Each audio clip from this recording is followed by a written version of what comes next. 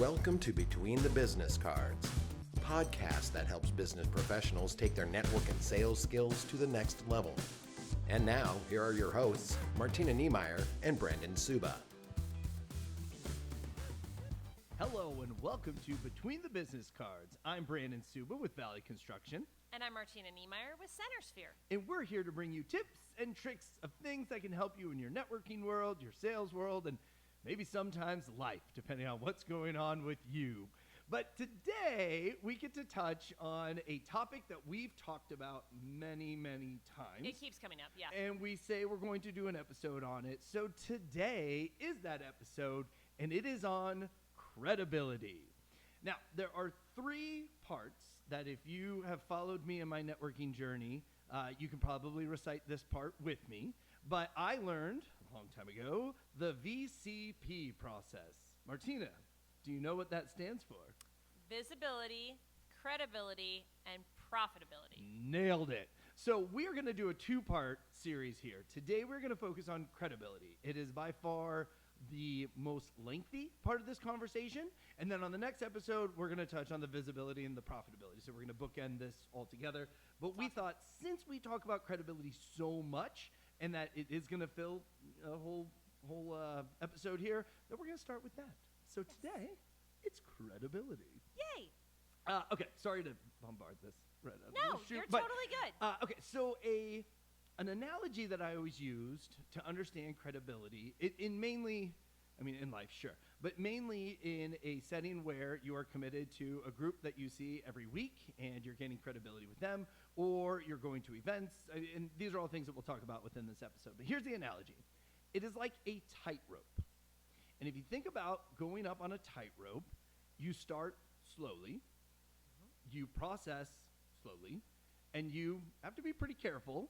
But if you fall, generally then you have to go back to the beginning and start over. It's very hard to jump up on a tightrope in the middle of it and get right back on balance and go. Sure. So to break that down, if you lose credibility with someone in your group, it may take a long time to get it back. But more than likely, you have to go back to the beginning of that relationship and start the credibility process over. That's a really great analogy. I like that a lot because it is really true. And sometimes we want to jump right back on, right? And the other person isn't there yet. And you need to go back into the things that worked before to establish that credibility, whether that be bringing value adds and education pieces or sitting down to a one-to-one and if necessary, given however you damaged the credibility, clearing the air or maybe even, just having some conversations that help to build that back up. Now, and that's the problem with some of it. And in all the episodes, we generally talk about this could hurt your credibility. Sure. So today, to take a positive note on it, we are going to talk about ways to improve your credibility.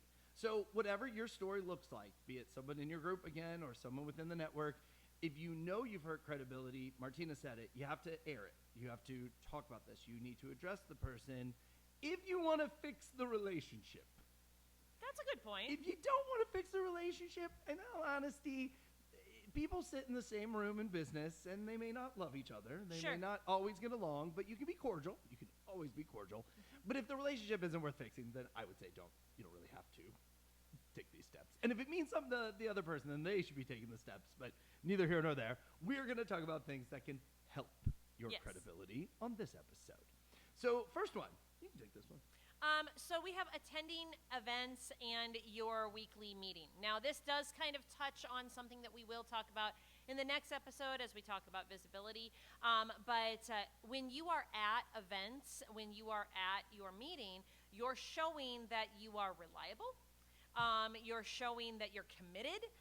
All of those things contribute to your credibility overall because that's really who we want to use in business as a referral partner as well. We want to use people who are going to do the next thing that they said they're going to do. They're going to show up where they're going to be. They're going to lead in the way they said they were going to lead. All of those things, we want to make sure that those are the people we're doing business with. And so just simply your attendance And then your attention while you're there. I think that's a big piece that we don't even have on our notes. Nope. But I think your attendance. If you are just checking a box and showing up, that's going to look a lot different than you actively taking notes or asking questions afterwards to help gain a deeper understanding or try and, find that next person that you can introduce them to.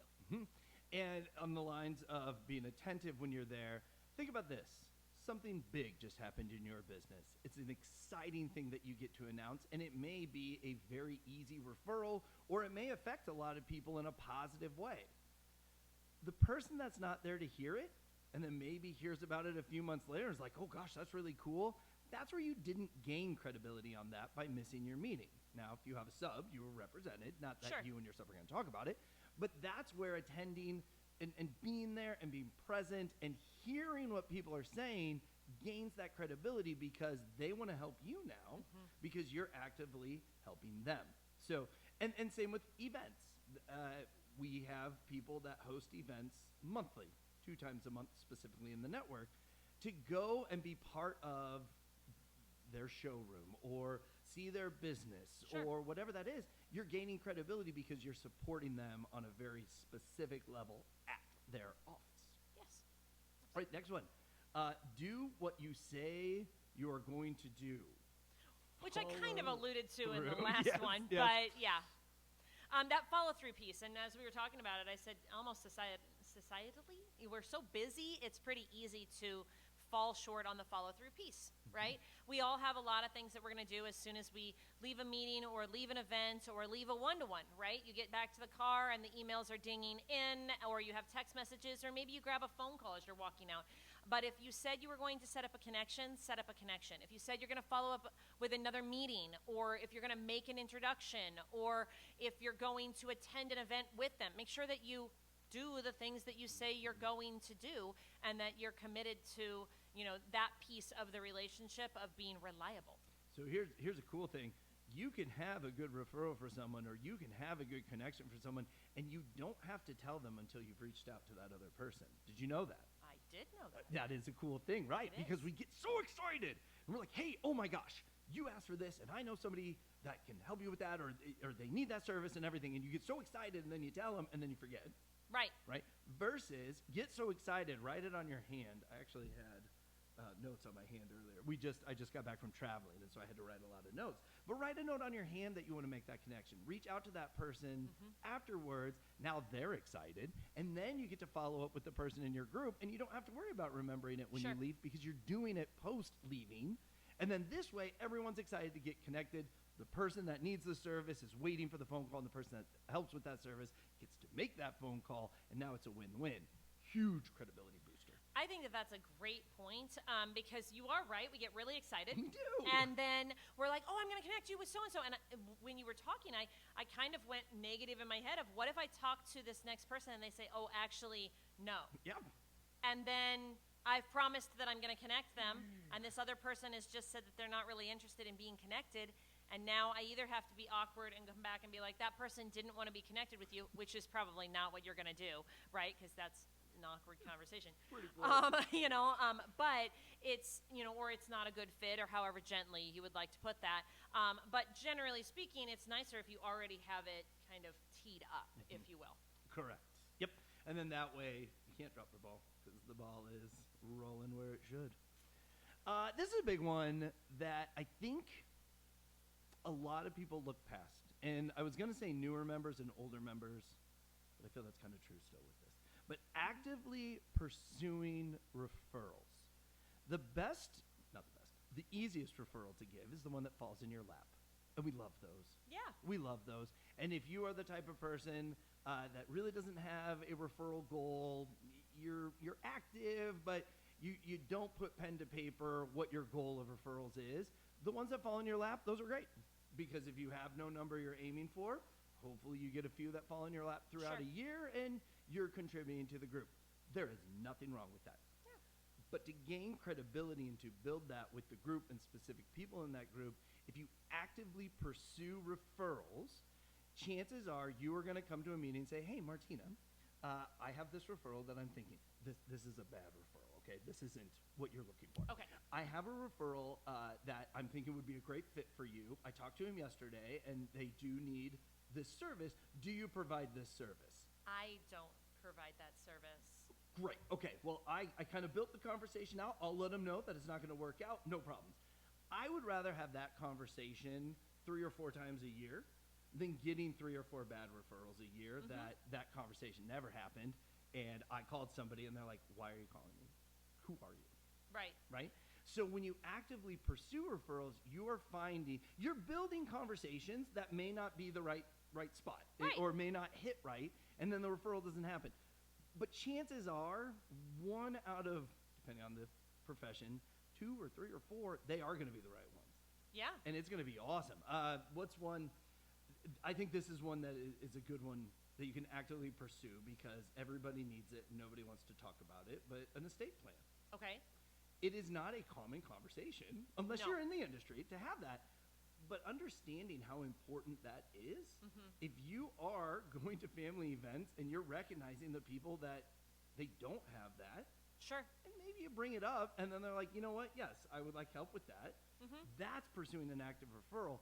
And think about being on the receiving side of the referral, being the member. Sure. How cool is that you know someone is actively creating conversations specifically for your business? Now, I will tell you, that person that you're referring, they've gained credibility with you. Absolutely. Otherwise, you're not going to do this. I wouldn't blame you. But then, 2, they've educated you so well Sure. that you can have those conversations. And that's what can happen in one-to-ones, your weekly meetings, all of those. So pursuing referrals is huge.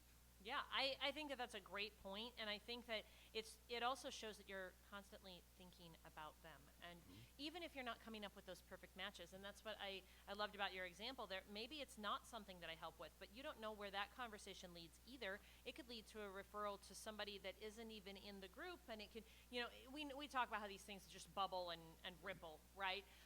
And it could end up doing that for you because you've learned more and more about what an ideal referral for that person is, which shows that you're actively interested.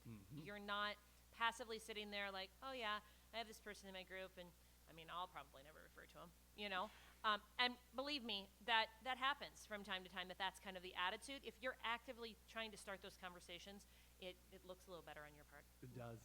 It does. Okay, so let's use your example you just said. So the referral I threw out, you said, no, that's not really a good referral. Sure. So I went back and I told that person. And then, but let's say you said, oh, but I would refer this person to this Sure. other one. And now we're all working together, right? Well, I would then invite that other person that you referred to because obviously there are people in the group that are looking for this service. So let's say, I didn't use a true example, but let's say physical therapy was a better fit than a chiropractor. Okay. I'm gonna bring Yeah. your husband into this, and Sure. can't wait till he He gets listens brought to in this every and once in a knows while. that I brought it in. So then, why don't we invite that physical therapist Sure. to the group? Because there is this need in there. So actively inviting to your group, what that tells everyone in the group says, hey, I trust all of you. I believe in all of you. Sure. To the point that I'm comfortable bringing someone in to meet all of you. Well, and the one that popped into my head was like a landscaper that does not do tree trimming, but they have a tree trimmer they would actively be giving referrals to. And so if you walk up and you're like, hey, I need my tree trimmed, or I had a conversation with somebody across the street that they are really in need of some tree trimming, and they're like, well, we don't do tree trimming, but ABC Tree Trimming over here does. I don't think that's a real company. If it is, I bet there is. Yeah, I don't know if they're in Omaha. If not, they should be in the network. Anyway, so if you know them, introduce them to me. Anyway, so but if they're like, hey, have you met Bob, right, from this company?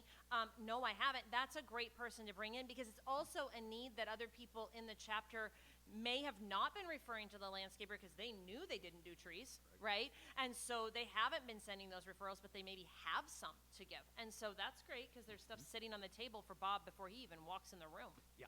No, and that's huge credibility. And then Bob's coming in with credibility because he's already getting business. Sure. I've actually had a visitor say, I've actually gotten a lot of business from this group. I'm just happy to finally be here. And I'm like, you should have been here sooner. Just think how much you would have gotten if you were here every week. But no, inviting is a way to show your group and gain that credibility that you do trust and believe in this group. And I think that's huge. And I think sometimes we look at inviting as a task, not a purpose. Sure. And there's so many purposes behind it. Mm-hmm. But I will admit, after having 3 or 4 people not take you up on your invite, it does feel a little daunting, and Sure. you can feel a little defeated. But I can almost promise you, if you invite 2 more, one of those 2 will commit to coming. Well, if you've gone through 5. I think because you've had those conversations inside your chapter, that's also a very easy way to make the invite seem more than like, hey, I have this cool thing I do. Did you want to come check it out? Instead, it's like, hey, I was actually talking to somebody who doesn't have somebody for your industry, and they would like that connection. You know, do you want to come meet them? You know, I love that. and they then get to meet a whole bunch of other people at the same time, and that's exciting for everybody involved. Nope. And this is my last one on the invite. If your group is struggling with inviting, right? Like you feel like you've invited everybody you know and everything.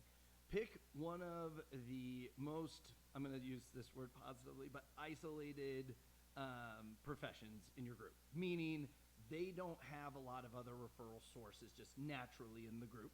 Okay. Okay? Focus on 3 or 4 really good referral sources, so the golden gooses, as we've used in the past. Yes. And focus on inviting specifically those 3 or 4 professions to the group for that one person. So now, and it's always the real estate agent and the mortgage lender, right? Like Sure. that's a great team. They're always going to be. So now you find that one isolated one you're inviting. If you bring in one member that they can start referring back and forth, both of those memberships' values have jumped tremendously. They're going to be eager to be referring other people in the group because of the value that they're getting out of it. Now, again, it just boosts credibility across the team, and that's what we want to do. You want to keep your credibility strong within your fellow members, people within the network, and the people that you're referred to. I mean, you got to do a good job, too. We don't even touch on that. Right. And we don't have time. No. So we're not going to touch on that. No. Maybe that'll be another episode someday. Maybe.